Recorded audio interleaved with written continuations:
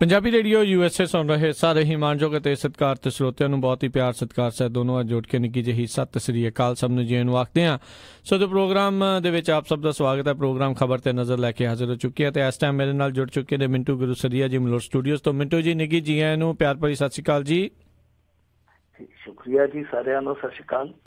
ਸਾਡੇ ਅੱਜ ਦੇ ਪ੍ਰੋਗਰਾਮ ਖਬਰ ਤੇ ਨਜ਼ਰ ਉਸ ਨੂੰ ਸਪਾਂਸਰ ਕਰਦੇ ਨੇ ਖਾਲਸਾ ਇੰਸ਼ੋਰੈਂਸ ਏਜੰਸੀ ਵਾਲੇ, ਜਿਨ੍ਹਾਂ ਦੇ ਕੋਲੋਂ ਤੁਸੀਂ ਹਰ ਇੱਕ ਤਰੀਕੇ ਦੀ ਇੰਸ਼ੋਰੈਂਸ ਕਰਵਾ ਸਕਦੇ ਹੋ। ਇੰਸ਼ੋਰੈਂਸ ਬਾਰੇ ਪਤਾ ਕਰਨ ਲਈ ਕਾਲ ਕਰੋ ਨੰਬਰ 408 272 2500 ਦੇ ਉੱਤੇ। ਇਸ ਦੇ ਨਾਲ ਕ੍ਰਿਸ਼ਨ ਧਨੋਤਾ ਜੀ ਯੂਨੀਵਰਸਿਟੀ ਤੋਂ, ਬਜਿੱਤਰ ਸਿੰਘ ਚਾਹਲ ਫਰੈਜ਼ਨੋ ਤੋਂ, ਮਹਿੰਦਰ ਸਿੰਘ ਮਨਜੀਤ ਕੌਰ ਤਖਰ ਮੋਡੈਸਟੋ ਤੋਂ, ਜਸਪਾਲ ਸਿੰਘ ਸੈਕਰਾਮੈਂਟੋ ਤੋਂ, ਜੱਸੀਗਲ ਪਲੰਬਿੰਗ ਵਾਲੇ ਬੇਕਰਸਫੀਲਡ ਤੋਂ, ਪ੍ਰਿੰਸੀਪਲ ਅਵਤਾਰ ਸਿੰਘ ਪੰਨੂ ਬੇਕਰਸਫੀਲਡ ਤੋਂ, ਸਟੋਨ ਸਰਕਲ ਪਾਰਕ ਵਾਲੇ ਸਾਰੇ ਹੀ ਸੀਨੀਅਰ ਸਾਰੇ ਹੀ ਬਜ਼ੁਰਗ ਬੇਕਰਸਫੀਲਡ ਤੋਂ, ਜਗਤਾਰ ਸਿੰਘ ਆਨੰਦਪੁਰੀ ਯੂਨੀਅਨ ਸਿਟੀ ਤੋਂ ਤੇ GN ਟਾਇਰ ਐਂਡ ਲੂਬ ਵਾਲੇ, ਜਿਨ੍ਹਾਂ ਦੇ ਕੋਲੋਂ ਤੁਸੀਂ ਟਰੱਕ ਵਾਸ਼ ਕਰਵਾ ਸਕਦੇ ਹੋ, ਆਇਲ ਚੇਂਜ ਕਰਵਾ ਸਕਦੇ ਹੋ, ਏਅਰ ਬ੍ਰੇਕਾਂ ਦਾ ਕੰਮ ਕਰਵਾ ਸਕਦੇ ਹੋ, ਨਵੇਂ ਪੁਰਾਣੇ ਟਾਇਰ ਬਹੁਤ ਹੀ ਵਾਜਿਬ ਕੀਮਤਾਂ ਤੇ ਖਰੀਦ ਸਕਦੇ ਹੋ।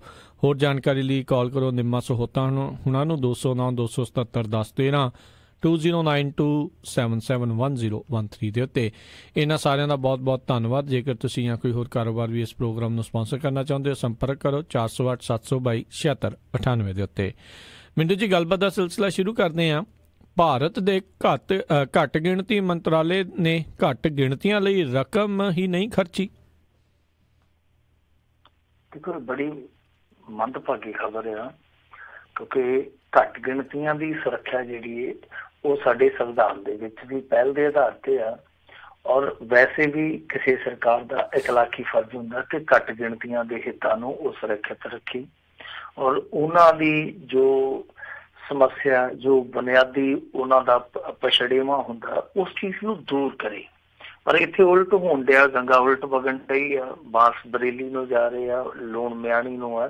ਕਿ ਦੇਖੋ, ਸਾਡਾ ਜਿਹੜਾ ਇੱਥੇ ਦਾ ਮੰਤਰਾਲਾ ਵਾ, ਜਿਹਦਾ ਨਾਂ ਹੈ ਸਮਾਜਿਕ ਨਿਆਂ ਤੇ ਸਸ਼ਕਤੀਕਰਨ ਮੰਤਰਾਲਾ, ਕਿਉਂਕਿ ਇਹਦੇ ਵਿੱਚੋਂ ਹੀ ਘੱਟ ਗਿਣਤੀਆਂ ਲਈ ਫੰਡਿੰਗ ਹੁੰਦੀ ਹੈ। ਜੋ ਵੀ ਸਕੀਮਾਂ ਆਉਂਦੀਆਂ ਨੇ, ਤਾਂ ਇਹਨਾਂ ਸਕੀਮਾਂ 'ਚ ਕਿੰਨਾ ਕੁ ਦਮ ਰਿਹਾ ਹੋਏਗਾ, ਤੁਸੀਂ ਆਪ ਹੀ ਅੰਦਾਜ਼ਾ ਲਾ ਲਓ ਕਿ ਜਿੰਨੀ ਮਨਜ਼ੂਰ ਸ਼ੁਦਾ ਰਕਮ ਸੀਗੀ 4195 ਕਰੋੜ ਰੁਪਈਏ ਦੀ, ਉਹਦੇ ਚੋਂ 20 ਫਰਵਰੀ ਤੱਕ, ਯਾਨੀ ਇਸ ਸਾਲ ਦਾ ਜਿਹੜਾ ਬਜਟ ਸੀਗਾ ਜੀ 31 ਮਾਰਚ ਨੂੰ ਤੇ ਪੂਰਾ ਹੋ ਜਾਣਾ ਹੈ, ਇਸ ਫਾਈਨੈਂਸ਼ੀਅਲ ਸਾਲ ਦੇ ਵਿੱਚ ਜਿਹੜਾ 4195 ਕਰੋੜ ਰੁਪਈਆ ਮਨਜ਼ੂਰ ਸ਼ੁਦਾ ਸੀਗਾ, ਉਹਦੇ ਚੋਂ ਮਹਿਜ਼ 66 ਕਰੋੜ ਰੁਪਈਆ ਖਰਚਿਆ ਗਿਆ। ਤੁਸੀਂ ਆਪ ਅੰਦਾਜ਼ਾ ਲਾ ਲਓ ਕਿ 4195 ਕਰੋੜ ਕਿੱਥੇ ਔਰ 66 ਕਰੋੜ ਰੁਪਈਆ ਕਿੱਥੇ ਆ। ਸੋ ਜ਼ਮੀਨ ਆਸਮਾਨ ਦਾ ਫਰਕ ਆ। ਔਰ ਇਹ ਕੋਈ ਮੀਡੀਆ ਹਾਊਸ ਵਾਲਾ ਕੱਢ ਕੇ ਫਿਗਰ ਨਹੀਂ ਲਿਆ, ਕੋਈ RTI ਵਾਲਾ ਨਹੀਂ ਲਿਆ, ਕੋਈ ਕੁਛ ਨਹੀਂ ਹੈ। ਇਹ ਇਹਨਾਂ ਦਾ ਜਿਹੜਾ ਆਪਣਾ ਮੰਤਰਾਲਾ ਔਰ ਉਹਦੀ ਜੋ ਦੇਖ ਰੇਖ ਕਰਦੀ ਹੈ ਇੱਕ ਸੰਸਦੀ ਕਮੇਟੀ, ਜੋ ਉਹਨਾਂ ਦਾ ਲੇਖਾ ਜੋਖਾ ਕਰਦੀ ਹੈ ਮੰਤਰਾਲਿਆਂ ਦਾ, ਸੰਸਦੀ ਕਮੇਟੀ ਨੇ ਚਿੰਤਾ ਜ਼ਾਹਰ ਕੀਤੀ ਹੈ ਕਿ ਕੀ ਤਮਾਸ਼ਾ ਹੋ ਰਿਹਾ। ਏਡੀ ਵੱਡੀ ਰਕਮ ਮਨਜ਼ੂਰ ਸ਼ੁਦਾ, ਤੈਅਸ਼ੁਦਾ ਰਕਮ ਔਰ ਘੱਟ ਗਿਣਤੀਆਂ ਲਈ ਮਹਿਜ਼ 66 ਕਰੋੜ ਰੁਪਏ ਖਰਚੇ, ਤੁਸੀਂ ਪੈਸੇ ਖਰਚ ਹੀ ਨਹੀਂ ਰਹੇ। ਸੋ ਇੱਥੋਂ ਹੁਣ ਸਵਾਲ ਕਈ ਖੜੇ ਹੁੰਦੇ ਆ, ਕਿਉਂਕਿ ਪਿਛਲੇ ਸਾਲ ਅਸੀਂ ਇਹ ਖਬਰਾਂ ਲਗਾਤਾਰ ਕਰਦੇ ਰਹੇ ਕਿ ਯੂਪੀ ਦੇ ਵਿੱਚ ਮਦਰਸਿਆਂ ਦਾ ਜੋ ਹਾਲ ਕਰ ਦਿੱਤਾ, ਉੱਥੇ ਚੈਕਿੰਗ ਹੋ ਰਹੀ ਸੀ, ਲਗਾਤਾਰ ਤਿਰੰਗੇ ਚਲਾਏ ਜਾ ਰਹੇ ਸੀ, ਝੰਡੇ ਚਲਾਏ ਜਾ ਰਹੇ ਸੀ, ਪਰ ਜਿਹੜੇ ਉੱਥੇ ਟੀਚਰ ਕੰਮ ਕਰਦੇ ਸੀ ਉਹਨਾਂ ਦੀਆਂ ਤਨਖਾਹਾਂ 2-2 ਸਾਲ ਤੋਂ 2.5-2.5 ਸਾਲ ਤੋਂ ਰੋਕ ਕੇ ਰੱਖੀਆਂ ਹੋਈਆਂ ਸਨ। ਤਾਂ ਉਹਦਾ ਜ਼ਾਰਾ ਜਿਹਾ ਕਾਰਨ ਫਿਰ ਲੱਭ ਹੀ ਜਾਂਦਾ ਆਪਾਂ ਨੂੰ, ਕਿਉਂ ਰੱਖੀਆਂ ਗਈਆਂ, ਕਾਹਤੋਂ ਰੱਖੀਆਂ ਗਈਆਂ। ਪੈਸਾ ਹੈ, ਘੱਟ ਗਿਣਤੀਆਂ ਲਈ ਰੱਖਿਆ ਗਿਆ, ਪਰ ਜਾਣ ਕੇ ਰੋਕਿਆ ਗਿਆ, ਕਿਉਂਕਿ ਮਦਰਸੇ ਜਿੰਨੇ ਵੀ ਆ, ਕੁੱਲ ਇੰਡੀਆ 'ਚ ਮਦਰਸੇ ਆ 25,000 ਦੇ ਕਰੀਬ, ਤਾਂ ਉਹਦੇ 'ਚੋਂ ਅੱਧੇ ਇਕੱਲੇ ਯੂਪੀ 'ਚ ਆ। ਉੱਥੇ ਮਦਰਸਿਆਂ 'ਚ ਇਸ ਤਰ੍ਹਾਂ ਦੀ ਬਹੁਤ ਵੱਡੀ ਦਿੱਕਤ ਆਈ। ਫਿਰ ਸਾਡੇ ਵੀ ਇੱਥੇ ਤੁਸੀਂ ਪੰਜਾਬ 'ਚ ਦੇਖਿਆ ਹੋਣਾ, ਪੋਸਟ ਮੈਟ੍ਰਿਕ ਸਕਾਲਰਸ਼ਿਪ ਜਿਹੜੀ ਆ ਉਹ ਕਿੱਦਾਂ ਰੁਲਦੀ ਗਈ ਆ, ਕਿੱਦਾਂ ਪੰਜਾਬ ਨੂੰ ਉਸ ਸਕੀਮ ਤੋਂ ਲਗਭਗ ਵਿਰਵਾ ਹੀ ਕਰ ਦਿੱਤਾ ਗਿਆ। ਉਹਦੇ 'ਚ ਪੰਜਾਬ ਸਰਕਾਰ ਦਾ ਵੀ ਹੱਥ ਰਿਹਾ, ਕੇਂਦਰ ਸਰਕਾਰ ਦਾ ਤੇ ਫਿਰ ਬਣਦਾ ਹੀ ਬਣਦਾ ਸੀਗਾ। ਸੋ ਦੋਨੋਂ ਸਰਕਾਰਾਂ ਨੇ ਕਿਤੇ ਨਾ ਕਿਤੇ ਰਲ ਮਿਲ ਕੇ ਇੱਥੇ ਵੀ ਯੋਜਨਾਵਾਂ ਦਾ ਪੱਠਾ ਬਿਠਾਇਆ ਹੋਇਆ। ਸੋ ਘੱਟ ਗਿਣਤੀਆਂ ਨੂੰ ਸਗੋਂ ਇਹਨਾਂ ਨੂੰ ਤੇ ਜ਼ਿਆਦਾ ਖਰਚ ਕਰਕੇ ਦਿਖਾਉਣਾ ਚਾਹੀਦਾ ਸੀਗਾ। ਉਹਨਾਂ ਦੀਆਂ ਜੋ ਕੁੜੀਆਂ, ਜੋ ਉਹਨਾਂ ਦੇ ਬੱਚੇ ਆ, ਉਹਨਾਂ ਨੂੰ ਸਿੱਖਿਅਤ ਕਰਨਾ ਚਾਹੀਦਾ ਸੀਗਾ।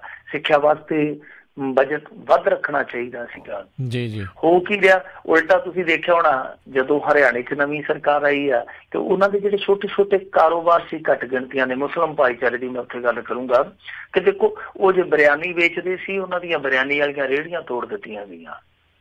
ਜੇ ਯੂਪੀ 'ਚ ਚਲੇ ਜਾਈਏ ਪਰ ਉੱਥੇ ਯੋਗੀ ਸਰਕਾਰ ਆਈ, ਉੱਥੇ ਜੋ ਕੰਮ ਕਰਦੇ ਸੀਗੇ ਛੋਟੇ ਛੋਟੇ ਸਲਾਟਰ ਹਾਊਸ ਚਲਾਉਂਦੇ ਸੀਗੇ, ਮੀਟ ਦਾ ਕੰਮ ਕਰਦੇ ਸੀ, ਉਹ ਬੰਦ ਕਰ ਦਿੱਤਾ ਗਿਆ। ਫਿਰ ਘੱਟ ਗਿਣਤੀ ਜਿਹੜੇ ਮੁਸਲਿਮ ਭਾਈਚਾਰੇ ਦੇ ਲੋਕ ਆ ਉਹ ਡੇਅਰੀ ਫਾਰਮਿੰਗ ਕਰਦੇ ਆ ਤਾਂ ਉਹਨਾਂ ਦੀ ਗਾਵਾਂ ਦੀ ਜਿਹੜੀ ਟਰਾਂਸਪੋਰਟੇਸ਼ਨ ਹੁੰਦੀ ਆ ਉਹ ਰੋਕ ਦਿੱਤੀ ਗਈ ਔਰ ਤਸ਼ੱਦਦ ਕੀਤੇ ਗਏ।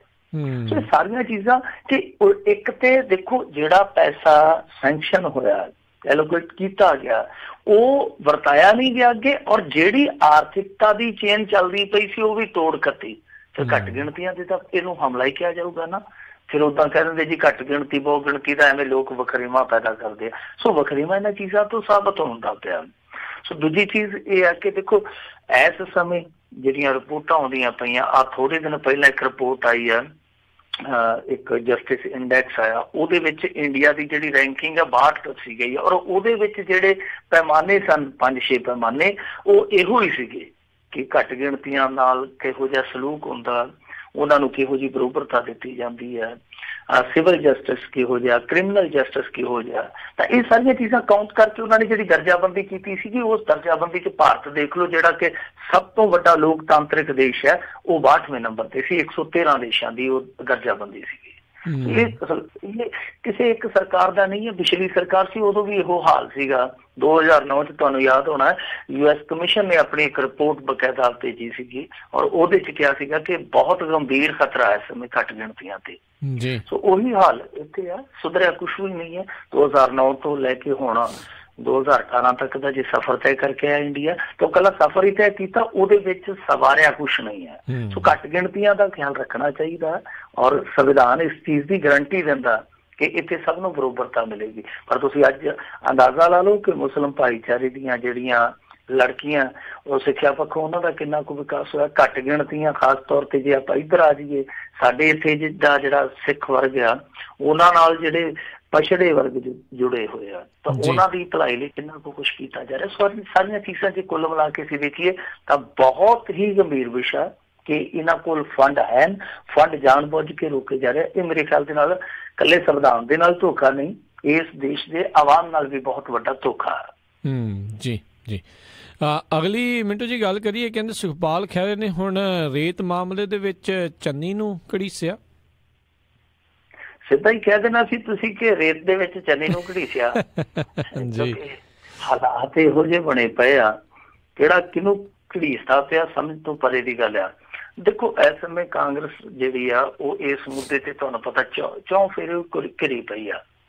ਸੁਖਪਾਲ ਸਿੰਘ ਖਹਿਰਾ ਨੇ ਅੱਜ ਚਰਨਜੀਤ ਚੰਨੀ ਨੂੰ ਘੜੀਸ ਲਿਆ। ਵੈਸੇ ਇੱਕ ਗੱਲ ਆ ਕਿ ਸੁਖਪਾਲ ਸਿੰਘ ਖਹਿਰਾ ਜਿਹਨੂੰ ਮਗਰ ਪੈਂਦਾ ਉਹਨੂੰ ਲੈ ਡਿੱਗਦਾ ਕਿ ਇੱਕ ਵਕਤ ਇਹਨਾਂ ਨੇ ਡੇਗ ਲਈ ਸੀਗੀ ਰਾਣਾ ਗੁਰਜੀਤ ਸਿੰਘ ਦੀ। ਔਰ ਦੂਜੀ ਗੱਲ ਇਹ ਵੀ ਆ ਕਿ ਸੁਖਪਾਲ ਖਹਿਰਾ ਠੀਕ ਹੈ ਕੁਛ ਮਾਮਲਿਆਂ 'ਚ ਉਹ ਹਵਾ 'ਚ ਤਲਵਾਰਾਂ ਮਾਰ ਜਾਂਦਾ, ਪਰ ਬਹੁਤੇ ਮਾਮਲਿਆਂ 'ਚ ਉਹ ਜਦੋਂ ਵੀ ਗੱਲ ਕਰਦਾ ਤੱਥਾਂ ਤਹਿਤ ਗੱਲ ਕਰਦਾ। ਚਰਨਜੀਤ ਚੰਨੀ ਤੇ ਉਹਨੇ ਜਿਹੜਾ ਹਮਲਾ ਬੋਲਿਆ, ਉਹਨੇ ਕਿਹਾ ਕੁਤਪੁਰ ਖੱਡਿਆ ਉਹਦਾ ਜਿਹੜਾ ਠੇਕੇਦਾਰ ਹੈ ਕੁਦਰਤਦੀਪ ਸਿੰਘ, ਉਹਦੀ ਕੈਬਨਿਟ ਮੰਤਰੀ ਚਰਨਜੀਤ ਚੰਨੀ ਦੇ ਭਾਣਜੇ ਭੁਪਿੰਦਰ ਸਿੰਘ ਉਰਫ ਹਾਨੀ ਨਾਲ ਕਾਰੋਬਾਰੀ ਸਾਂਝ ਹੈ। ਉਹ ਕਹਿੰਦਾ ਕਿ ਜਿਹੜਾ ਭੁਪਿੰਦਰ ਉਰਫ ਹਾਨੀ ਹੈ ਯਾਨੀ ਚਰਨਜੀਤ ਚੰਨੀ ਦਾ ਭਾਣਜਾ, ਉਹਦੇ ਕੋਲ ਇੰਨੇ ਜ਼ਿਆਦਾ ਵਿੱਤੀ ਵਸੀਲੇ ਨਹੀਂ ਹੈਗੇ, ਮਤਲਬ ਕਿ ਮਾਈਕ ਪੱਖੋਂ ਉਹ ਏਡਾ ਤਾਕਤਵਰ ਹੈ ਨਹੀਂਗਾ ਜਾ ਕੇ ਖੱਡਾ ਲੈ ਲੂਗਾ। ਉਹਦੇ ਕਹਿਣ ਦਾ ਮਤਲਬ ਇਹ ਹੈ ਕਿ ਜਿਹੜਾ ਪੈਸਾ ਲੱਗਾ ਹੋਇਆ ਖੱਡਾਂ ਦੇ ਵਿੱਚ ਉਹ ਕਿਤੇ ਨਾ ਕਿਤੇ ਮਿਨਿਸਟਰ ਚੰਨੀ ਦਾ ਹੈ, ਯਾਨੀ ਇਨਵੈਸਟਮੈਂਟ ਚੰਨੀ ਦੀ ਆ ਔਰ ਜ਼ਰੀਆ ਉਹਦਾ ਭਾਣਜਾ। ਸੋ ਮਾਮਾ ਭਾਣਜਾ ਦੀ ਜੋੜੀ, ਮਾਮੇ ਭਾਣਜਿਆਂ ਦੀਆਂ ਜੋੜੀਆਂ ਵੈਸੇ ਜੋੜੀਆਂ ਜੱਗ ਥੋੜੀਆਂ। ਨੀਰਵ ਮੋਦੀ ਤੇ ਮੇਹਲ ਚੌਕਸੀ ਵੀ ਮਾਮਾ ਭਾਣਜੇ ਸੀਗੇ। ਜਦੋਂ ਮਾਮਾ ਭਾਣਜਾ ਦਾ ਨਾਂ ਹੁੰਦਾ ਨਾ ਉਂਝ ਤਰਫਕ ਜਾਂਦਾ ਭਾਰਤ ਦਾ ਆਵਾਮ ਕਿ ਮਾਮਾ ਭਾਣਜਾ ਕੋਈ ਇਹੋ ਜਿਹਾ ਤਾਂ ਨਹੀਂ ਨਿਕਲਿਆ। ਸੋ ਇਹ ਚਰਨਜੀਤ ਚੰਨੀ ਦਾ ਤੇ ਭੁਪਿੰਦਰ ਸਿੰਘ ਹਾਨੀ ਦਾ ਮਾਮਲਾ। ਪਰ ਇਹਦੇ ਵਿੱਚ ਹੁਣ ਦੇਖੋ ਜਿਹੜੀ ਉਧਰੋਂ ਸਫਾਈ ਆਈ ਹੈ ਚਰਨਜੀਤ ਚੰਨੀ ਦੀ, ਉਹ ਕਹਿੰਦਾ ਕਿ ਬਿਲਕੁਲ ਸੁਖਪਾਲ ਖਹਿਰਾ ਨਾ ਜਿਹੜਾ ਐਵੇਂ ਫੂਕੀਆਂ ਸ਼ੌਹਰਤਾਂ ਭਾਲਦਾ ਰਹਿੰਦਾ, ਐਵੇਂ ਖਬਰਾਂ ਭਾਲਦਾ ਰਹਿੰਦਾ, ਇਹਦੇ ਵਿੱਚ ਕੋਈ ਸੱਚ ਨਹੀਂ ਹੈਗਾ। ਉਹਨੇ ਨਾਲ ਵੰਗਾਰਿਆ ਵੀ, ਉਹ ਕਹਿੰਦਾ ਕਿ ਤੂੰ ਹਰਿਮੰਦਰ ਸਾਹਿਬ ਆ ਜਾ, मैं भी आ जाना अपना परिवार लैके बच्चे लैके मैं चलूंगा, बस तू एक काम करना, तू कोल खड़ा रहना, तेनों कोई सौं चुकन की जरूरत नहीं, सौं मैं आपे चुकूंगा। सो चरणजीत चन्नी हुण सौंवां ते आ गया। वैसे सौंवां कसमां ये ते नहीं चलनियां चाहिदियां, इन्हां नूं जवाब देना चाहिए दलीलां दे आधार ते कि ਭੁਪਿੰਦਰ ਸਿੰਘ ਹਨੀ ਦੀ ਉਹਦੇ ਚ ਇਨਵੈਸਟਮੈਂਟ ਹੈ, ਜੇ ਹੈ ਤੇ ਦੱਸਣਾ ਚਾਹੀਦਾ ਹੈ ਕਿ ਉਹਦਾ ਆਪਣਾ ਜਿਹੜਾ ਸੋਰਸ ਆਫ ਇਨਕਮ ਹੈ ਉਹ ਕੀ ਹੈ, ਤਾਂ ਕਿ ਸਾਡੇ ਵਰਗੇ ਸਧਾਰਨ ਲੋਕਾਂ ਨੂੰ ਪਤਾ ਲੱਗ ਸਕੇ ਕਿ ਮਨਿਸਟਰਾਂ ਦੇ ਭਾਂਜੇ ਆ ਜਿਹੜੇ ਉਹ ਚਾਂਦੀ ਦਾ ਚਮਚਾ ਲੈ ਕੇ ਪੈਦਾ ਹੁੰਦੇ ਆ ਜਾਂ ਉਹਨਾਂ ਨੇ ਵੀ ਸੰਘਰਸ਼ ਕੀਤਾ ਹੁੰਦਾ ਅੱਗੇ ਥੋੜਾ ਬਹੁਤ ਜ਼ਿੰਦਗੀ ਚ। ਸੋ ਕੁੱਲ ਮਿਲਾ ਕੇ ਦੇਖੀਏ ਤਾਂ ਇਸ ਸਮੇਂ ਸਿਚੁਏਸ਼ਨ ਕਾਂਗਰਸ ਦੀ ਜਿਹੜੀ ਹੈ ਉਹ ਦਿਨੋਂ ਦਿਨ ਰੇਤ ਦੇ ਮੁੱਦੇ ਤੇ ਗੰਭੀਰ ਹੁੰਦੀ ਜਾਂਦੀ ਹੈ। ਆ ਫਾਜ਼ਿਲਕਾ ਬੰਨੀ ਤਸਵੀਰਾਂ ਨਿਕਲ ਕੇ ਆਉਂਦੀਆਂ, ਇੱਥੇ ਤੇ 25-25 ਫੁੱਟ ਮਾਈਨਿੰਗ ਹੋ ਗਈ ਆ। ਲੋਕ ਕਹਿੰਦੇ ਪਏ ਜੇ ਕੱਲ ਨੂੰ ਜੰਗ ਲੱਗ ਗਈ ਤੇ ਜਿਹੜੇ ਟੈਂਕ ਆ ਤੁਸੀਂ ਇਹ ਗੱਡਿਆਂ ਤੇ ਲੱਦ ਕੇ ਉੱਥੇ ਖੜੋਗੇ ਬਾਰਡਰ ਤੇ, ਏਡੇ ਵੱਡੇ ਵੱਡੇ ਖੱਡੇ ਇਹਨਾਂ ਨੇ ਪੁੱਟ ਦਿੱਤੇ ਆ। ਸੋ ਮਸਲੇ ਗੰਭੀਰ ਨੇ। ਹੁਣ ਦੇਖੋ ਇਹਦੇ ਵਿੱਚ ਇੱਥੇ ਇੱਕ ਨਾਂ ਹੋਰ ਆ ਗਿਆ, ਵੈਸੇ ਇਹ ਨਾਂ ਜਿਹੜਾ ਸਿਆਸੀ ਇਲਜ਼ਾਮ ਤਰਾਸ਼ੀ ਦੇ ਤਹਿਤ ਆਇਆ, ਪਰ ਮੀਡੀਆ ਦੇ ਵਿੱਚ ਹੋਰ ਕਿੰਨੇ ਨਾਂ ਆ। ਨਵਜੋਤ ਸਿੱਧੂ ਖੁਦ ਮੰਨੀ ਜਾਂਦਾ, ਕਹਿੰਦਾ ਜੀ ਇਕੱਲਾ ਇੱਥੇ ਥੋੜਾ ਮਾਫੀਆ ਕੰਮ ਕਰੀ ਜਾਂਦਾ, ਮਾਫੀਆ ਤੇ ਇੰਨਾ ਜ਼ਿਆਦਾ ਹੈ। ਉਹ ਕਹਿੰਦਾ ਜੀ ਉਹ ਤੇ ਹਿਮਾਚਲ ਚੋਂ ਵੀ ਲੈ ਆਉਂਦੇ ਰੇਤਾ ਤੇ ਇੱਥੇ ਲਿਆ ਕੇ ਵੇਚੀ ਜਾਂਦੇ ਕਿਉਂਕਿ ਬਹੁਤ ਮਹਿੰਗੀ ਵਿਕੀ ਜਾਂਦੀ ਹੈ। ਹੁਣ ਇਹ ਸਾਰੀਆਂ ਚੀਜ਼ਾਂ ਆਪਣੀ ਥਾਂ ਤੇ ਚੱਲਦੀਆਂ ਪਈਆਂ, ਪਰ ਇੱਕ ਚੀਜ਼ ਜਿਹੜੀ ਲੋਕਾਂ ਦੇ ਹਿੱਤ ਦੀ ਆ ਉਹ ਇੱਥੇ ਭੁਲਾਈ ਜਾ ਰਹੀ ਆ। ਉਹ ਇਹ ਆ ਕਿ ਹੁਣ ਅਚਾਨਕ ਜਦੋਂ ਸਿਆਸੀ ਦਬਾਅ ਬਣਿਆ, ਮੀਡੀਆ ਦਬਾਅ ਬਣਿਆ, ਇੱਕ ਸੋਸ਼ਲ ਮੀਡੀਆ ਦਾ ਵੀ ਦਬਾਅ ਆ, ਸਾਰੇ ਦਬਾਅ ਬਣਨ ਤੋਂ ਬਾਅਦ ਜਦੋਂ ਸਖਤਾਈ ਇਹਨਾਂ ਨੇ ਕੀਤੀ ਆ ਉਹਦਾ ਸਿੱਟਾ ਜਿਹੜਾ ਉਹ ਇਹ ਨਿਕਲਦਾ ਪਿਆ ਕਿ ਜਿਹੜੀ ਰੇਤ ਅੱਗੇ ਲੋਕਾਂ ਦੀ ਮੁੱਠ ਚੋਂ ਕਿਰੀ ਪਈ ਸੀ ਉਹ ਰੇਤ ਹੁਣ ਫੇਰ ਮਹਿੰਗੀ ਹੋ ਗਈ ਆ। ਉਸ ਪਾਸੇ ਵੀ ਧਿਆਨ ਦੇਣ ਦੀ ਜ਼ਰੂਰਤ ਆ ਕਿ ਇਕੱਲੀ ਸਖਤਾਈ ਨਾਲ ਗੱਡੀ ਨਹੀਂ ਚੱਲਣੀ, ਤੁਹਾਨੂੰ ਸਪਲਾਈ ਦਾ ਵੀ ਧਿਆਨ ਰੱਖਣਾ ਪੈਣਾ ਕਿ ਜਿਹੜਾ ਆਮ ਬੰਦਾ ਜਿਹਨੇ ਕੋਈ ਕੋਠਾ ਕੋਈ ਘਰ ਆਪਦਾ ਪਾਉਣਾ ਹੈ ਉਹਦੇ ਤੱਕ ਰੇਟ ਵੀ ਵਾਜਬ ਰੇਟਾਂ ਤੇ ਪਹੁੰਚੇ। ਇਹ ਨਹੀਂ ਹੈ ਕਿ ਤੁਸੀਂ ਮਾਈਨਿੰਗ ਰੋਕਤੀ ਜੀ, ਮਾਈਨਿੰਗ ਰੋਕਤੀ ਤੇ ਅੱਗੋਂ ਫਿਰ ਜੇ ਹਾਲ ਉਹ ਹੋ ਗਿਆ, ਜੇ ਕਿਸੇ ਨੇ ਰੇਤਾ ਟਰਾਲੀ ਲੈ ਆਂਦੀ ਤੇ ਮੁੜ ਕੇ ਉਹਨੂੰ ਰਾਤ ਨੂੰ ਉਸ ਰੇਤੇ ਦੇ ਢੇਰ ਤੇ ਸੌਣਾ ਪਵੇ ਕਿ ਰਾਤ ਨੂੰ ਕੋਈ ਚੁੱਕ ਕੇ ਨਾ ਲੈ ਜਾਵੇ, ਇਹ ਹਾਲ ਵੀ ਨਹੀਂ ਬਣਨੇ ਚਾਹੀਦੇ।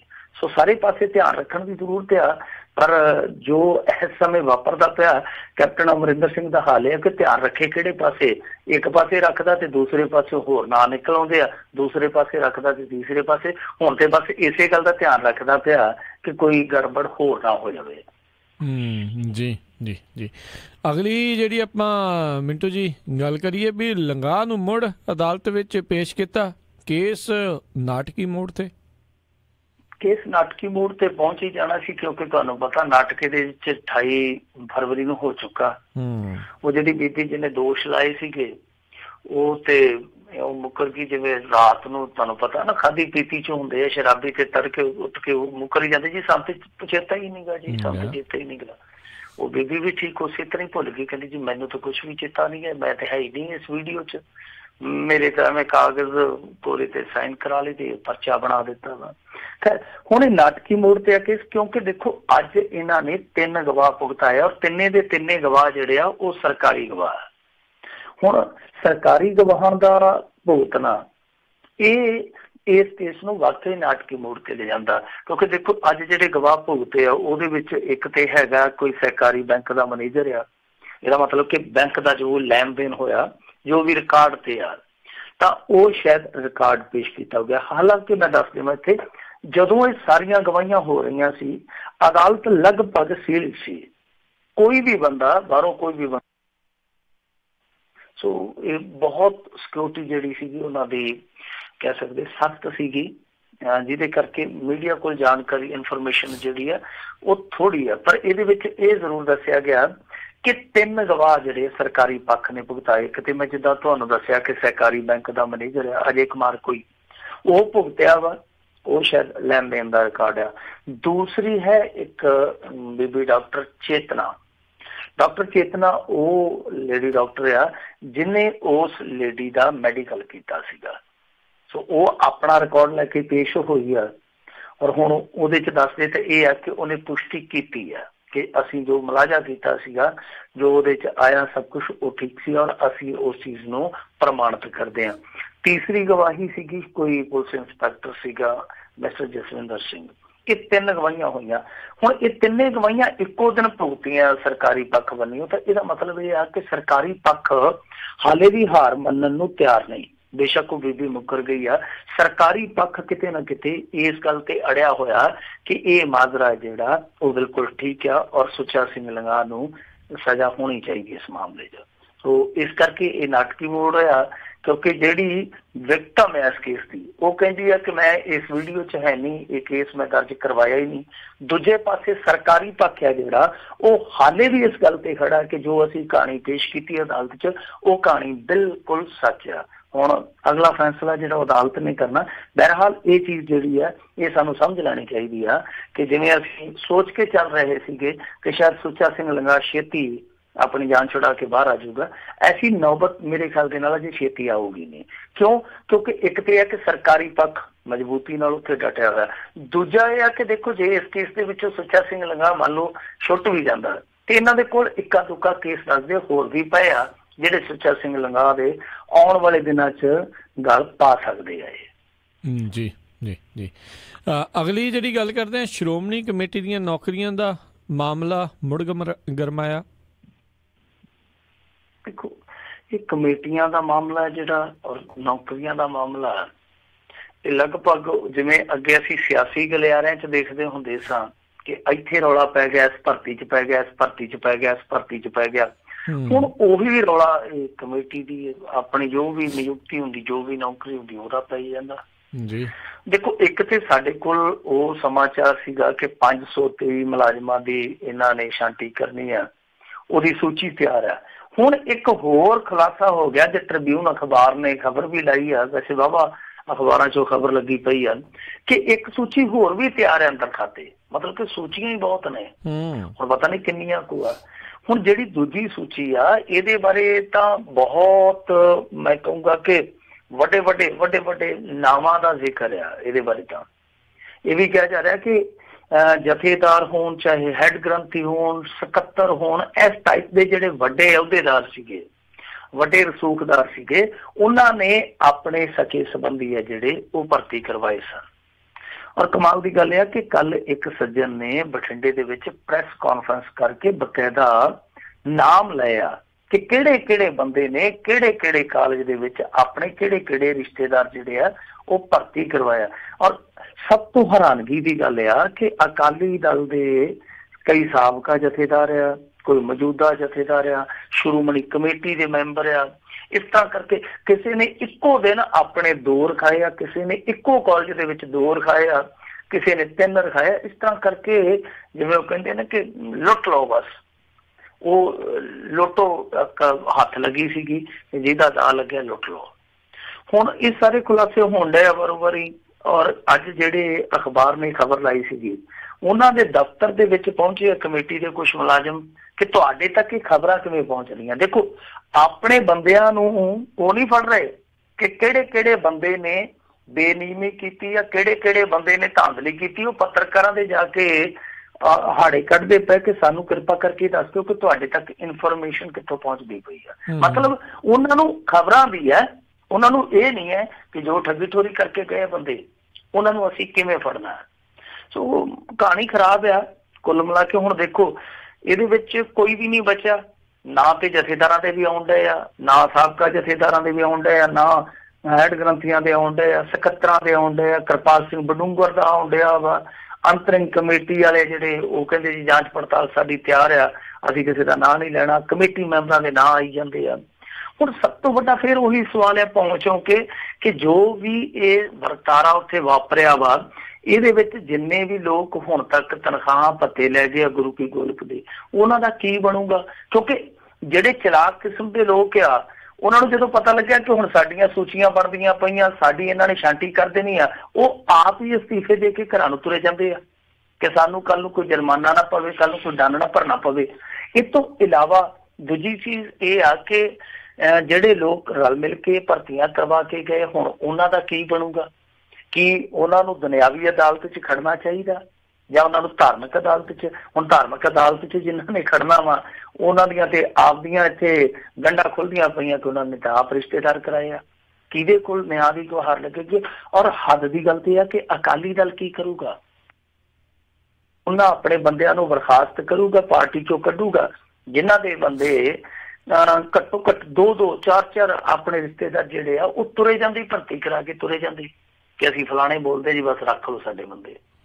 ਸੋ ਮਾਹੌਲ ਹੁਣ ਇੱਥੇ ਕਮੇਟੀ ਦੀਆਂ ਜਿਹੜੀਆਂ ਨਿਯੁਕਤੀਆਂ ਨੂੰ ਲੈ ਕੇ ਕਾਫੀ ਗਰਮਾਇਆ ਹੋਇਆ। ਸੁਖਦੇਵ ਸਿੰਘ ਭੌਰ ਨੇ ਸਿੱਧੇ ਤੌਰ ਤੇ ਦੋਸ਼ ਲਾਇਆ। ਉਹ ਕਹਿੰਦਾ ਕਿ ਦੇਖੋ ਕਿਰਪਾਲ ਸਿੰਘ ਬਡੂੰਗਰ ਦੇ ਕਾਰਜਕਾਲ 'ਚ ਸਭ ਕੁਛ ਹੋਇਆ, ਇਹੀ ਜ਼ਿੰਮੇਵਾਰ ਆ, ਔਰ ਇਹਦੇ ਨਾਲ ਜਿਹੜਾ ਅਮਲਾ ਫੈਲਾ ਕਮੇਟੀ ਦਾ, ਇਹ ਦੋਨੇ ਧਿਰਾਂ ਜ਼ਿੰਮੇਵਾਰ ਆ। ਹੁਣ ਦੇਖਦੇ ਆ ਅਕਾਲੀ ਆ ਜਿਹੜੇ ਉਹ ਪਹਿਲੀ ਸੂਚੀ ਵੇਲੇ ਤੇ ਥੋੜਾ ਜਿਹਾ ਬੋਲਦੇ ਪਏ ਸੀਗੇ, ਪਰ ਹੁਣ ਜਿਵੇਂ ਹੀ ਨਾ ਆਏ ਆ ਉਹਨਾਂ ਦੇ ਬੁੱਲਾਂ ਤੇ ਫਿਕਰੀ ਆ ਗਈ ਆ, ਉਹ ਬੋਲਦੇ ਕੱਖ ਨਹੀਂ ਹੈ। ਪਰ ਹੁਣ ਉਹਨਾਂ ਨੂੰ ਬੋਲਣਾ ਚਾਹੀਦਾ ਕਿ ਜੇ ਸੂਚੀ ਅੱਗੇ ਸੁਖਬੀਰ ਸਿੰਘ ਬਾਦਲ ਦੇ ਹੁਕਮਾਂ ਤੇ ਬਣ ਸਕਦੀ ਆ, ਤੇ ਹੁਣ ਕੀ ਹੋਇਆ, ਹੁਣ ਜਦੋਂ ਅਕਾਲੀਆਂ ਦੇ ਨਾਂ ਆ ਗਏ ਆ ਜਾਂ ਜਥੇਦਾਰਾਂ ਦੇ ਨਾਂ ਆ ਗਏ ਆ, ਕੀ ਇਹਨਾਂ ਤੇ ਕੋਈ ਕਾਰਵਾਈ ਹੋਊਗੀ? ਇਹਨਾਂ ਨੂੰ ਦੱਸਣਾ ਚਾਹੀਦਾ। ਜੀ ਜੀ ਜੀ। ਅਗਲੀ ਗੱਲ ਕਰੀਏ ਮਿੰਟੂ ਜੀ, ਵੀ ਕਹਿੰਦੇ ਵੀ ਜਦੋਂ ਸਿੱਧੂ ਨੇ ਪ੍ਰਗਟ ਹੋਣਾ ਦਾ ਨਾਂ ਕਿਹਾ ਵੀ ਇਹ ਦਾਅਵੇਦਾਰ ਨੇ ਮੰਤਰੀ ਦੇ ਪਦ ਦੇ, ਤੇ ਖਾਸੀ ਜਿਹੜੀ ਹਲਚਲ ਹੋ ਗਈ। ਦੇਖੋ ਨਵਜੋਤ ਸਿੱਧੂ ਨਾਰਾਜ਼ ਕਿਸੇ ਨੂੰ ਨਹੀਂ ਕਰਦਾ। ਜਿਵੇਂ ਵਕੀਲ ਹੁੰਦੇ ਆ ਨਾ, ਔਰ ਇੱਕ ਨੂੰ ਲੱਕੜ ਦਾ ਮੁੰਡਾ ਦੇ ਦਿੰਦੇ, ਕੋਈ ਵੀ ਤੁਰਿਆ ਜਾਵੇ, ਉਹ ਕਹਿੰਦੇ ਬਸ ਤੇਰਾ ਕੇਸ ਬਰੀ ਹੋ ਜਾਵਾ, ਗੱਲ ਹੀ ਕੋਈ ਨਹੀਂ। ਤੇ ਜੇ ਕੋਈ ਪੀੜਤ ਧਿਰ ਹੋਵੇ ਉਹਨੂੰ ਕਹਿੰਦੇ ਲੈ ਇਹ ਤਾਂ ਆਪਾਂ ਸਜ਼ਾ ਕਰਾ ਕੇ ਛੱਡਾਂਗੇ, ਦੂਜੇ ਕੇਸ ਤੁਸੀਂ ਬਸ ਤੁਰੇ ਆਓ, ਤਰੀਕਾਂ ਤੇ ਤੁਰੇ ਆਓ। ਇਹ ਨਵਜੋਤ ਸਿੱਧੂ ਵੀ ਜਿੱਥੇ ਜਾਂਦਾ ਲੱਕੜ ਦਾ ਮੁੰਡਾ ਦੇ ਆਉਂਦਾ ਹਰੇਕ ਨੂੰ। ਉੱਥੇ ਗਿਆ ਸੰਗਰੂਰ ਦੇ ਵਿੱਚ, ਉੱਥੇ ਵਿਜੇਂਦਰ ਸਿੰਗਲਾ ਦਾ ਮੋਢਾ ਫੜ ਕੇ ਕਹਿੰਦਾ ਇਹਨੂੰ ਜਲਦੀ ਕਹਿੰਦਾ ਖੁਸ਼ਖਬਰੀ ਦੇਣੀ ਆ, ਤੇ ਲੋਕਾਂ ਨੇ ਤਾੜੀਆਂ ਮਾਰਤੀਆਂ ਵੀ ਜਲਦੀ ਸ਼ਾਇਦ ਮੰਤਰੀ ਬਣਨ ਵਾਲਾ। ਹੁਣ ਪਤਾ ਨਹੀਂ ਬਣੂਗਾ ਜਾਂ ਨਹੀਂ ਬਣੂਗਾ, ਪਰ ਇੱਧਰ ਇਹਨੇ ਦੁਆਬੇ ਦੇ ਵਿੱਚ ਸ਼ਾਂਤ ਪਾਣੀਆਂ 'ਚ ਵਾਕਈ ਹਲਚਲ ਪੈਦਾ ਕਰ ਦਿੱਤੀ ਇਹ ਕਹਿ ਕੇ ਕਿ ਜਿਹੜਾ ਪ੍ਰਗਟ ਸਿੰਘ ਆ ਉਹ ਖੇਡ ਮੰਤਰਾਲੇ ਦੀ ਬਹੁਤ ਫਿੱਟ ਬੈਂਦਾ। ਨਾਲ ਨਵਜੋਤ ਸਿੱਧੂ ਨੇ ਵੀ ਕਿਹਾ, ਕਹਿੰਦਾ ਕਿ ਦੇਖੋ 70% ਨੌਜਵਾਨ ਜਿਹੜੇ ਸਾਡੇ ਆ ਉਹ ਖਿਡਾਰੀ ਬਣਨਾ ਚਾਹੁੰਦੇ ਆ, ਪਰ ਸੂਬੇ ਦੇ ਵਿੱਚ ਸੁਵਿਧਾਵਾਂ ਨਹੀਂ ਮਿਲਦੀਆਂ ਪਈਆਂ, ਨਿਰੰਤਰ ਪੱਧਰ ਡਿੱਗਦਾ ਪਿਆ। ਮਤਲਬ ਕਿ ਇੰਨਾ ਕੁ ਸੱਚ ਵੀ ਬੋਲ ਜਾਂਦਾ ਕਿ ਸਾਡੇ ਰਾਜ ਦੇ ਵਿੱਚ ਵੀ ਸਥਿਤੀਆਂ ਜਿਹੜੀਆਂ ਸੁਧਰੀਆਂ ਨਹੀਂ, ਉਹੋ ਜਿਹੀਆਂ ਦੀਆਂ ਉਹੋ ਜਿਹੀਆਂ ਹੀ ਆ। ਕਿਉਂ ਕਹਿੰਦਾ ਕਿ ਪ੍ਰਗਟ ਇੱਕ ਬਿਹਤਰ ਖੇਡ ਮੰਤਰੀ ਸਾਬਤ ਹੋ ਸਕਦਾ। ਇਹਦੇ 'ਚ ਕੋਈ ਅਤਕਥ ਨਹੀਂ ਹੈ, ਇਹਦੇ 'ਚ ਕੋਈ ਸ਼ੱਕ ਨਹੀਂ, ਕੋਈ ਦੋ ਰਾਏ ਨਹੀਂ ਕਿ ਪ੍ਰਗਟ ਸਿੰਘ ਵਰਗਾ ਬੰਦਾ ਜੇ ਇਸ ਅਹੁਦੇ ਤੇ ਬੈਠੇ, ਮੇਰੇ ਖਿਆਲ ਦੇ ਨਾਲ ਠੀਕ ਹੈ। ਔਰ ਪੰਜਾਬ ਨੂੰ ਜ਼ਰੂਰਤ ਵੀ ਆ ਕਿਸੇ ਖਿਡਾਰੀ ਦੇ, ਖੇਡ ਮੰਤਰੀ ਦੇ ਹੋਣ ਤੇ, ਇਹ ਜ਼ਰੂਰਤ ਵੀ ਆ। ਪਰ ਇਹਦੇ ਵਿੱਚ ਹੁਣ ਦੇਖੋ ਕਿ ਪ੍ਰਗਟ ਸਿੰਘ ਆ ਜਿਹੜਾ ਉਹ ਨਵਜੋਤ ਸਿੱਧੂ ਦਾ ਬੇਲੀ ਵੀ ਆ, ਔਰ ਨਵਜੋਤ ਸਿੱਧੂ ਦਾ ਉਹ ਇਸ ਕਾਂਗਰਸ ਦੇ ਵਿੱਚ ਆਉਣ ਦੇ ਮਾਮਲੇ 'ਚ ਜਮਾਤੀ ਵੀ ਆ, ਇਕੱਠੇ ਆਏ ਆ। ਹੁਣ ਰੌਲਾ ਇਹ ਪੈਂਦਾ ਹੈ ਕਿ ਜਦੋਂ ਰਾਣਾ ਗੁਰਜੀਤ ਆਊਟ ਹੋ ਗਿਆ ਦੁਆਬੇ 'ਚੋਂ, ਕਿਉਂਕਿ ਦੁਆਬੇ ਦੀ ਨੁਮਾਇੰਦਗੀ ਉਹ ਕਰਦਾ ਪਿਆ ਸੀਗਾ, ਹੁਣ ਦੁਆਬੇ ਦੀ ਜਦੋਂ ਨੁਮਾਇੰਦਗੀ ਹੈ ਨਹੀਂ, ਤਾਂ ਕੀ ਜਿਹੜੇ ਨਵੇਂ ਆਏ ਬੰਦੇ ਆ ਇਸ ਤਰ੍ਹਾਂ, ਔਰ ਖਾਸ ਤੌਰ ਤੇ ਨਵਜੋਤ ਸਿੱਧੂ ਬਾਰੇ ਕਾਂਗਰਸੀ ਧੜੇ ਦੇ ਵਿੱਚ ਫੁੱਲ ਚਰਚਾ ਕਿ ਨਵਜੋਤ ਸਿੱਧੂ ਆਪਣਾ ਗਲਬਾ ਪੈਦਾ ਕਰ ਰਿਹਾ, ਆਪਣਾ ਦਬਦਬਾ ਪੈਦਾ ਕਰਦਾ ਪਿਆ, ਤਾਂ ਉਸ ਸੂਰਤ ਦੇ ਵਿੱਚ ਜਿਹੜੇ ਟਕਸਾਲੀ ਕਾਂਗਰਸੀ ਆ ਕੀ ਇਸ ਚੀਜ਼ ਦਾ ਵਿਰੋਧ ਕਰਨਗੇ? ਕਿਉਂਕਿ ਮੈਨੂੰ ਨਹੀਂ ਲੱਗਦਾ ਕਿ ਨਵਜੋਤ ਸਿੱਧੂ ਨੇ ਉੱਥੇ ਗੱਲ ਕੋਈ ਚਲਾਵੀਂ ਕੀਤੀ ਆ। ਦੁਆਬਾ ਕਿਉਂਕਿ ਖਾਲੀ ਹੋਇਆ ਪਿਆ ਨੁਮਾਇੰਦਗੀ ਪੱਖੋਂ, ਇਹਨੇ ਲੋਹਾ ਗਰਮ ਵੇਖ ਕੇ ਸੱਟ ਮਾਰੀ ਆ। ਔਰ ਪ੍ਰਗਟ ਕਿਉਂਕਿ ਇਹਦੀ ਲੌਬੀ ਦਾ, ਪ੍ਰਗਟ ਇਹਦੇ ਧੜੇ ਦਾ, ਤਾਂ ਇਹਨੂੰ ਇਹ ਲੱਗਿਆ ਕਿ ਸ਼ਾਇਦ ਆ ਮੌਕਾ ਜੇ ਅਸੀਂ ਮਜ਼ਬੂਤੀ ਫੜ ਲਈਏ ਤਾਂ ਸਾਡਾ ਜਿਹੜਾ ਧੜਾ, ਸਾਡਾ ਜਿਹੜਾ ਪੱਖ ਹੈ ਕਾਂਗਰਸ ਦੇ ਵਿੱਚ, ਔਰ ਖਾਸ ਤੌਰ ਤੇ ਜਿਹੜੀ ਖੇਤਰੀ ਇਕਾਈ ਹੁੰਦੀ ਆ ਉਹਦੇ ਵਿੱਚ ਸਾਡਾ ਜਿਹੜਾ ਫਿਰ ਧੜਾ ਬਹੁਤ ਮਜ਼ਬੂਤ ਹੋ ਜਾਏਗਾ। ਨਾ ਹੁਣ ਰੌਲਾ ਇਹ ਹੈ ਕਿ ਦੇਖੋ ਜਿਹੜੇ ਟਕਸਾਲੀ ਕਾਂਗਰਸੀ, ਉੱਥੇ ਦੇਖੋ ਜਲੰਧਰ ਦੇ ਵਿੱਚ ਹੈਨਰੀ ਵੀ ਬੈਠਾ ਵਾ, ਉੱਥੇ ਰਜਿੰਦਰ ਬੇਰੀ ਵੀ ਆ, ਸੁਸ਼ੀਲ ਰਿੰਕੂ ਵੀ ਆ, ਇਹ ਵੀ ਉਮੀਦ ਲਾਈ ਬੈਠੇ ਆ ਕਿ ਸ਼ਾਇਦ ਗੁਣਾ ਸਾਡੇ ਪਰਿਵਾਰਾਂ ਤੇ ਪੈ ਜਾਵੇ, ਸਾਡੇ ਵਿਹੜੇ 'ਚ ਮੰਤਰੀ ਪਦ ਆ ਟਿਕੇ। ਸੋ ਇਹ ਜਿਹੜਾ ਮਾਹੌਲ ਬਣੇਗਾ ਕਿ ਕੀ ਪ੍ਰਗਟ ਸਿੰਘ ਦੀ ਲਾਈ ਹੋਈ ਹਿੱਟ ਜਿਹੜੀ ਆ ਉਹਨੂੰ ਕੋਈ ਡਿਫੈਂਡ ਕਰੇਗਾ ਜਾਂ ਫਿਰ ਨਾ ਰੋਕ ਕੇ ਸਿੱਧੀ ਗੋਲ ਪੋਸਟ ਦੇ ਵਿੱਚ ਸੈਂਡ ਕਰੇਗਾ। ਇਹ ਦੇਖਣ ਵਾਲੀ ਚੀਜ਼ ਹੋਏਗੀ ਕਿ ਜਿਹੜੇ ਟਕਸਾਲੀ ਕਾਂਗਰਸੀ ਆ ਕੀ ਹੁਣ ਇਸ ਬਿਆਨ ਦਾ ਕੋਈ ਅੰਦਰ ਖਾਤੇ ਵਿਰੋਧ ਕਰਦੇ ਆ, ਕੋਈ ਖੁੱਲੇ ਰੂਪ ਦੇ ਵਿੱਚ ਪ੍ਰਤੀਕਰਮ ਦਿੰਦੇ ਆ, ਜਾਂ ਫਿਰ ਮੂਕ ਸਹਿਮਤੀ ਦੇ ਦੇਣਗੇ ਕਿ ਹਾਂ ਸਾਡੇ ਦੁਆਬੇ ਦੇ ਵਿੱਚੋਂ ਪ੍ਰਗਟ ਸਿੰਘ ਜਿਹੜਾ ਕਿ ਇੱਕ ਬਹੁਤ ਬਿਹਤਰੀਨ ਖਿਡਾਰੀ ਸੀ ਔਰ ਹੁਣ ਤੱਕ ਦਾ ਬੇਦਾਗ ਸਿਆਸੀ ਖਿਡਾਰੀ ਹੈ, ਇਹ ਨੁਮਾਇੰਦਗੀ ਕਰ ਲਵੇ, ਸਾਨੂੰ ਕੋਈ ਇਤਰਾਜ਼ ਨਹੀਂ ਹੈ। ਸੋ ਦੇਖਦੇ ਆ ਕਿ ਜਿਹੜੀ ਹਲਚਲ ਪੈਦਾ ਹੋਈ ਹੈ ਇਹਦਾ ਮਕਾਮ ਅੱਗੇ ਕੀ ਹੋਏਗਾ। ਜੀ ਜੀ, ਜਾਂਦੇ ਜਾਂਦੇ ਮਿੰਟੂ ਜੀ ਗੱਲ ਕਰ ਲਈਏ, ਕਹਿੰਦੇ ਸ਼ਰਾਬ ਦੀ ਕਮਾਈ ਤੇ ਕੇਂਦਰ ਤੇ ਰਾਜ ਆਮੋ ਸਾਹਮਣੇ। ਦੇਖੋ ਜਿਹੜੀ ਸ਼ਰਾਬ ਦੀ ਕਮਾਈ ਹੈ, ਤੁਹਾਨੂੰ ਪਤਾ ਹੈ ਸ਼ਰਾਬ ਦੀ ਕਮਾਈ ਕਾਫੀ ਇੱਕ ਠੁੰਮਣਾ ਦਿੰਦੀ ਹੈ ਕਿਸੇ ਵੀ ਸਟੇਟ ਨੂੰ। ਜੀ ਪੰਜਾਬ ਹੋਵੇ, ਹਰਿਆਣਾ ਹੋਵੇ, ਹਿਮਾਚਲ ਹੋਵੇ, ਇਹਨਾਂ ਦਾ ਕਾਫੀ ਦਾਰੂ ਕਮਾਈ ਤੇ ਰਹਿੰਦਾ। ਹਿਮਾਚਲ ਵਾਲੇ ਨੇ ਤੇ ਵੈਸੇ ਹੁਣ ਬੋਤਲ ਤੇ ਵੀ ਸੈਸ ਲਾਤਾ, ਕਹਿੰਦੇ 1 ਰੁਪਈਆ ਜਿਹੜਾ ਉਹ ਗਊ ਮਾਤਾ ਦੇ ਖਾਤੇ 'ਚ ਦਿਓ। ਸ਼ਰਾਬੀ ਹੁਣ ਮਾਣ ਦੇ ਨਾਲ ਕਹਿੰਦੇ ਆ ਕਿ ਅਸੀਂ ਪੀ ਕੇ ਗਊ ਮਾਤਾ ਦੀ ਸੇਵਾ ਕਰਦੇ ਹਾਂ। ਤੁਸੀਂ ਓਦਾਂ ਕਰਦੇ ਹੋ, ਅਸੀਂ ਪੀ ਕੇ ਕਰਦੇ ਹਾਂ। ਖੈਰ ਇਹ ਹੁਣ ਰੌਲਾ ਜਿਹੜਾ ਉਹ ਇਸ ਗੱਲ ਨੂੰ ਲੈ ਕੇ ਆ ਕਿ GST ਕੌਂਸਲ ਨੇ ਸਿੱਧੇ ਤੌਰ ਤੇ ਠੇਕਿਆਂ ਤੋਂ ਜਿਹੜੀ ਲਾਇਸੈਂਸ ਫੀਸ ਹੁੰਦੀ ਆ ਉਹ ਵਸੂਲਣ ਲਈ ਉਹਨਾਂ ਨੂੰ ਨੋਟਿਸ ਭੇਜ ਦਿੱਤੇ ਆ ਠੇਕਿਆਂ ਨੂੰ। ਹੁਣ ਇੱਥੇ ਰੌਲਾ ਪੈ ਗਿਆ। ਇੱਥੇ ਜਿਹੜੀਆਂ ਸਟੇਟਾਂ ਨੇ ਉਹ ਕਹਿੰਦੀਆਂ ਕਿ ਇਸ ਪੈਸੇ ਤੇ ਸਾਡਾ ਹੱਕ ਬਣਦਾ ਵਾ। ਉਹ ਕਹਿੰਦੇ ਸਾਡਾ ਹੱਕ ਇੱਥੇ ਰੱਖ।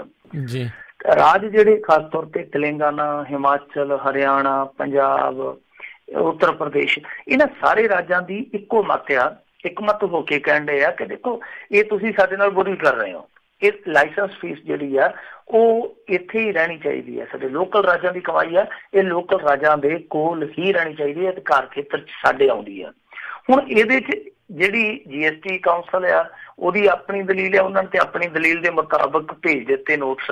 ਹੁਣ ਜਿਹੜੀ ਇਹਨਾਂ ਦੀ ਦਲੀਲ ਆ, ਇਹਨਾਂ ਦੀ ਦਲੀਲ ਇਹ ਆ ਕਿ ਦੇਖੋ ਆਲਰੇਡੀ ਇੱਕ ਟੈਕਸ ਆ ਜਿਹੜਾ ਲਾਇਸੈਂਸ ਫੀਸ ਦੇ ਰੂਪ ਦੇ ਵਿੱਚ ਮਾਲੀਆ ਸੀ ਲੈਂਦੇ ਆ ਠੇਕੇਦਾਰਾਂ ਤੋਂ, ਉਹ ਆਲਰੇਡੀ ਇੱਕ ਟੈਕਸ ਆ ਔਰ GST ਦੇ ਵਿਧੀ ਵਿਧਾਨ ਦੇ ਮੁਤਾਬਕ ਟੈਕਸ ਤੇ ਟੈਕਸ ਨਹੀਂ ਲਾਇਆ ਜਾ ਸਕਦਾ। ਸੋ ਕਿਰਪਾ ਕਰਕੇ ਇਸ ਇਕਲੌਤੇ ਟੈਕਸ ਨੂੰ ਸਾਡੀ ਜੇਬ 'ਚ ਲੈਣ ਦਿਓ, ਕਿਉਂਕਿ ਤੁਹਾਨੂੰ ਪਤਾ ਹੀ ਆ ਅਲਕੋਹਲ ਨਾਲ ਜੁੜਿਆ ਮਾਮਲਾ ਜਿਹੜਾ ਉਹ GST ਦੇ ਦਾਇਰੇ 'ਚੋਂ ਬਾਹਰ ਆ, ਜਦ ਕਿ ਲਾਇਸੈਂਸ ਫੀਸ ਤੇ GST ਕੌਂਸਲ ਹੈ ਜਿਹੜੀ ਉਹ ਆਪਣਾ ਹੱਕ ਜਤਾ ਰਹੀ ਹੈ।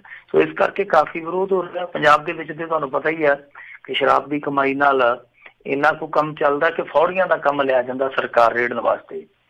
ਸੋ ਇਹ ਵੀ ਪਿੱਟਦੇ ਪਏ। ਇਹ ਗੱਲ ਵੱਖਰੀ ਆ ਕਿ ਅੱਜ ਇੱਕ ਮੀਡੀਆ ਹਾਊਸ ਨੇ ਪ੍ਰੋਗਰਾਮ ਕਰਵਾਇਆ ਸੀਗਾ ਤੇ ਉੱਥੇ ਮਨਪ੍ਰੀਤ ਬਾਦਲ 5-7 ਉਰਦੂ ਦੇ ਸ਼ੇਅਰ ਮਾਰ ਕੇ ਫਿਰ ਕਹਿੰਦਾ ਜੀ GST ਪੰਜਾਬ ਲਈ ਬੜੀ ਲਾਹੇਵੰਦ ਆ।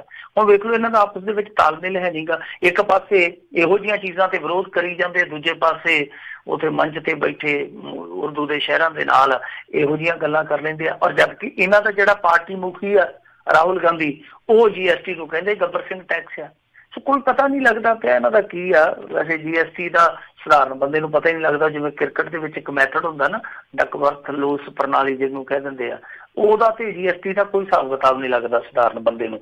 ਪਰ ਇਸ ਮਾਮਲੇ ਦੇ ਵਿੱਚ ਹੁਣ ਇਹਨਾਂ ਦਾ ਪੇਚ ਫਸਿਆ। ਦੇਖੋ ਸਰਕਾਰਾਂ ਜਿਹੜੀਆਂ ਉਹ ਰਾਹਤ ਹਾਸਲ ਕਰਦੀਆਂ ਜਾਂ ਕੇਂਦਰ ਜਿਵੇਂ ਅੱਗੇ ਇਹਨਾਂ ਦੀ ਜਿਹੜੀ ਆਰਥਿਕ ਖੁਦ ਮੁਖਤਿਆਰੀ ਸੀ ਉਹ ਭੰਗ ਕਰਕੇ ਸਭ ਕੁਛ ਆਪਣੇ ਕੋਲ ਲੈ ਗਈ ਆ, ਇਹ ਜਿਹੜੀ ਲਾਇਸੈਂਸ ਫੀਸ ਆ ਉਹ ਵੀ ਆਪਣੇ ਗੀਜ਼ੇ 'ਚ ਪਾ ਲੂਗੀ। ਜੀ ਜੀ। ਤੇ ਮਿੰਟੂ ਜੀ ਬਹੁਤ ਬਹੁਤ ਤੁਹਾਡਾ ਧੰਨਵਾਦ ਕਰਦੇ ਹਾਂ, ਤੁਸੀਂ ਸਾਡੇ ਨਾਲ ਜੁੜੇ ਇਹਨਾਂ ਖਬਰਾਂ ਬਾਰੇ ਸਾਨੂੰ ਵਿਸਤਾਰ ਜਾਣਕਾਰੀ ਦਿੱਤੀਆਂ। ਅਗਲੀ ਵਾਰ ਤੱਕ ਲਈ ਬਹੁਤ ਬਹੁਤ ਧੰਨਵਾਦ, ਬੜੀ ਮਿਹਰਬਾਨੀ। ਸਤਿ ਸ਼੍ਰੀ ਅਕਾਲ। ਸਤਿ ਸ਼੍ਰੀ ਅਕਾਲ। ਤੇ ਸਰੋਤਿਓ ਇੱਥੇ ਸਾਡਾ ਅੱਜ ਦਾ ਇਹ ਪ੍ਰੋਗਰਾਮ ਸਮਾਪਤ ਹੈ। ਮਿਲਾਂਗੇ ਅਗਲੀ ਵਾਰ। ਮੇਰੇ ਵੱਲੋਂ ਵੀ ਤੁਹਾਨੂੰ ਸਾਰਿਆਂ ਨੂੰ ਬਹੁਤ ਪਿਆਰ ਸਤਿਕਾਰ ਸੈਨਿਕੀ ਜੀ। ਸਤਿ ਸ਼੍ਰੀ ਅਕਾਲ। ਜਿਉਂਦੇ ਵਾਸਤੇ ਰਹੋ, ਹੱਸਦੇ ਖੇਲਦੇ ਰਹੋ, ਸੁਣਦੇ ਰਹੋ ਪੰਜਾਬੀ ਰੇਡੀਓ USA।